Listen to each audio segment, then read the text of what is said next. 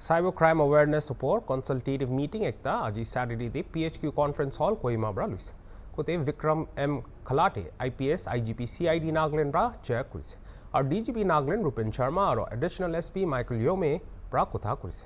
Meeting the Department of School Education, Nagaland College Principals Association la members, all Nagaland private school students, police personnel aro social media influencers khan meeting attend kurise. तो programme दो Nagaland police ला initiative আছে public Khan के cyber crime ऊपर जानकारी दिबले निमदे DGP ब्रा इतो हम कुसे cyber crime दो सोसाइटी दे ता चिंता আছে आरो ताखान हेल्पलाइन नंबर्स ते कंप्लेंट्स पा खान दो असोल दे किमान इतो क्राइम होया से काफी ना पाए किंतु इतो एकता इफेक्टिव टूल আছে कोइना स्कैमर्स खान झुकाबले कोशिश करे আছে कुले 1930 हेल्पलाइन नंबर ते खबर दिबी कुसे We have tried a lot of initiatives. We means the Government of India, Nagaland government and Nagaland police has tried a lot of initiatives in the last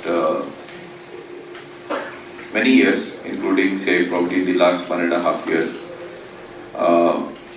Unfortunately, the desired response from the public is not there, which is a cause of concern and worry for us. And also, it is a worry for the society because it is impacting the society. The helplines or the systems that we have put in place, it is our method of reaching out to us. Unfortunately, if the people don't reach out to us in return, there is very little that we can do. We have a 24/7 helpline, All India helpline, which is again Nagaland centric, is also there, 112. This is for all types of emergencies, all types of problems that a citizen can encounter. Anyone can call up anytime, you will get a response. So it's a state control room if you call it, okay. But we can also intervene in other parts of the country if required. We get a few calls, but the response again is not very good. There is this 1930 helpline, which is basically on cyber crime, cyber fraud, cyber crimes, frauds and bank trolls. Again, in this, yes, we get a few responses, but the responses that we get, or the inputs or the complaint that we get is not commensurate to the actual menace that exists in the society. So 1930 is a helpline where if any one of you has been defrauded of money by a scamster, by sometimes they send QR code or link to click or anything like that. So what happens is, once you just click that link, or the person asks you for money, the money gets transferred to the bank. If you call that 1930 helpline, immediately the police intervenes with the bank to stop the other person from withdrawing the money. Okay. So arresting that criminal is a secondary phase. If your money is not taken away, that is the first phase. However, people don't know it, people don't use it. So if I could request everyone, the media and everyone, to just spread this message that 1930 is a very effective tool for all of us, for everyone in the society.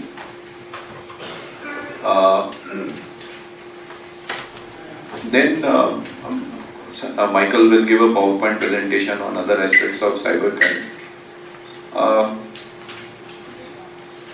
The criminals will find a method to trap you with any offer which is possible. Okay, they will come up with new tactics every day, something which you cannot imagine. It is very difficult to make a repository or a list or a checklist of what is happening, what tactics they will adopt, because when they start getting caught on one modus operandi, they just shift to the other one. I will just give you an example of what happened with my wife last week. So she did not lose any money, but this is what actually happened.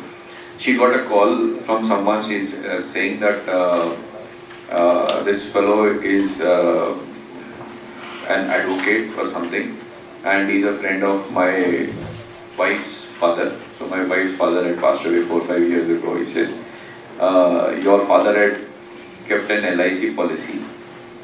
That LIC policy is going to be matured. So we will send you some money. So is this phone linked to your bank account? My wife said yes. So she says, she said yes, and then immediately an SMS comes that 30,000 rupees has been received into your bank account. Okay, this is what happens when we use SBI or Hornbill or Google and also. She gets a message, and then this fellow, ma'am, just wait for a minute, I am just getting a call on my other number. So she said, okay. She was, by this time my daughter was also there, so they started having some doubts, but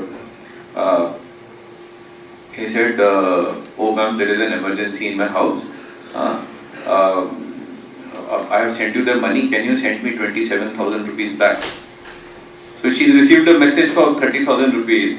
I have an emergency, please send me 27,000 rupees back, and I will give the 27,000 rupees. So she has not received anything. This fellow is going to get 27,000 rupees, okay?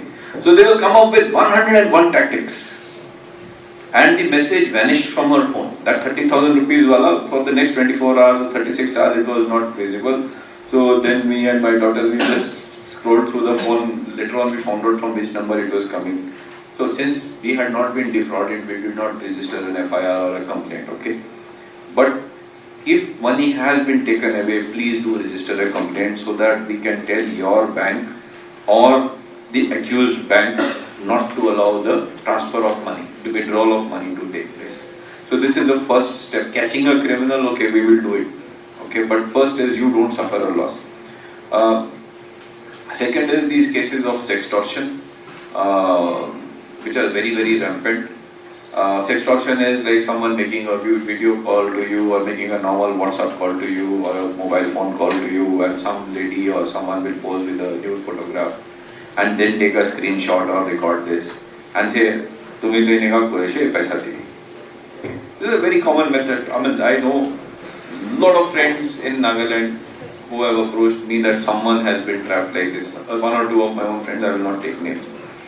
Okay. My request, my simple request to anyone who has sort of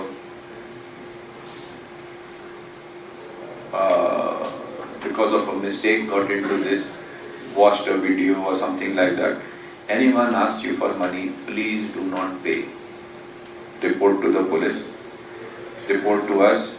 If you think that reporting to the Thana will mean that your name will be out in the media or something and your name will be, your image or your reputation will be damaged, please start reporting to the senior officers, the SPs, and also that if we know how big the problem is, we will work on a system on how the identity of the complainant can be protected. Okay.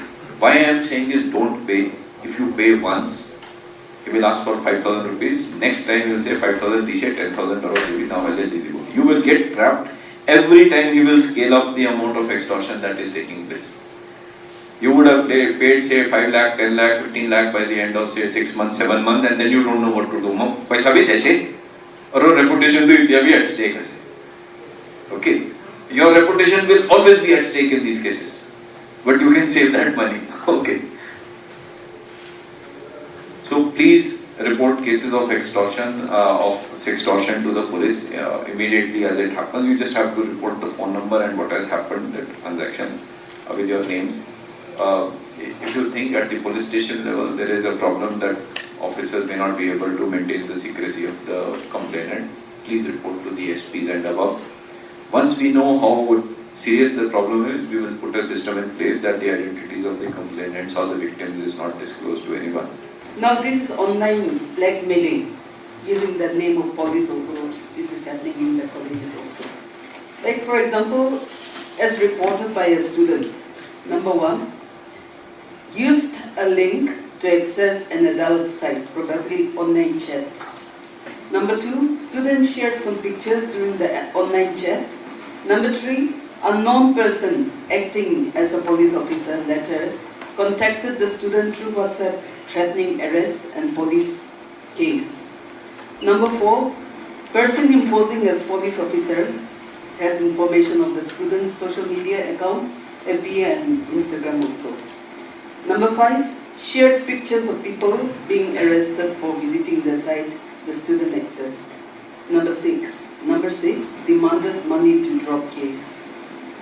So the measures taken, like we say, the rest of the speakers had said, nobody wants to become more famous by registering a case. I think we need to come up with a device where anonymity measures are taken. So my name is Kitisuna Jamir and I am the project director of MMB Cyber School. So when you hear MMB Cyber School, it's not a physical school. We are a non-profit organization that works in spreading cyber awareness programs, basically. So when you hear the word MMB Cyber School, that's where we come in. So let me just start off with a simple thing. Last week I contacted someone to renew our registration. So it's funny, but he said the registration net fine will be 2,000, including the annual fee that every NGO or a registered organizations pay. So I told him, it's a bit, it's too much for us as an NGO. So he told me, NGO itu bisa pai. That's what he told me. So I was shocked. NGO kan bisa pai although I don't know where he heard that from. But let me tell you that Mohalla organization, we run on a fully donations kan aro jaina manange. Please help us so that we can create awareness in our Mohon Biraina. So this is this is a very good opportunity for me as a director to approach so many people here. For example, we have the cybercrime department, we have colleges, principals from different colleges, and as ma'am said, 70 something colleges principal and WhatsApp number, yes, we have a group. So it's an opportunity for us to tell you about our program. So we started in 2022. We have a very small team, but we're very dedicated. Till now we have covered around 20 to 30 schools. Specifically on C3, we have a syllabus called C3. It's called cyber safety, cyberbullying, and cyber. I'm a bit confused because of my nervousness. Cyber safety, cyber security, and cyberbullying. We have a course. We have covered in Dimapur, Kohima, Aro, NGO Lanambayu, Mansanapati, and Janasna. So our focus is not only on cybersecurity, but organizations can take issue with the phone. Simple, actually, the handphone, scams can na. So all this, we take these informations, we collect all the information, we go to districts, organizations, schools, colleges, and then we speak on those. The primal instinct. See, the primal instinct for any person, any human being here, is self-preservation, to survive. We are all trying to survive. So in this context, maybe 5,000 years ago, that person 5,000 years ago, he needs to have certain skills, certain knowledge about things to survive. I think he must have this ability to make fire, do agriculture. 200 years ago, in my grandfather's time, maybe he should be knowing how to at least done kheti kurigina banawa lagi. Now, in our context, if we are going to survive, we also need to have certain skills, certain knowledge to be alive in this world, to be safe in this world. So in this context, I'll be giving some information regarding IT and cybercrime awareness. I don't know, yesterday I think it came to the newspaper, one person, I think, was arrested by the wildlife police for this Now why is he arrested? If a tiger goes and kills a peacock, if a tiger goes and maybe kills a rat also, there is no crime. But the concept here is crime occurs where there is human activity. মানুহ নাথাকিলে crime নাই, মানুহ থাকা জায়গাতে crime হ'ব। আৰু মানুহ থাকা জায়গাতে ক্রাইম হোৱাটো this one, human activity. This is a communication device.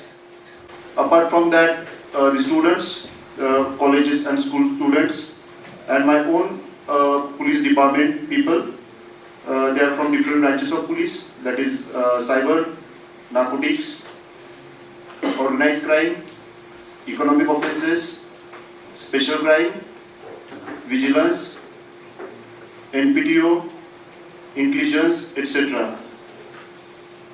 Also, we are having some presence of social media influencers in this August gathering, and apart from that, we are having the most important friends from media around. So the very purpose behind this particular thing is that we all know, like now mobile has become a kind of a part of our body, and everyone is with mobile device, and everyone is so gullible and vulnerable also to the cyber crime which is taking place through either internet, through your laptop, computer device, or through your mobile which is in your hand. And we are not aware that what exactly to do, because these fraudsters are using very different kind of modus operandi. Even it has been learned with different investigations of different cases and the agencies that they have even bases in Thailand, Myanmar and Cambodia.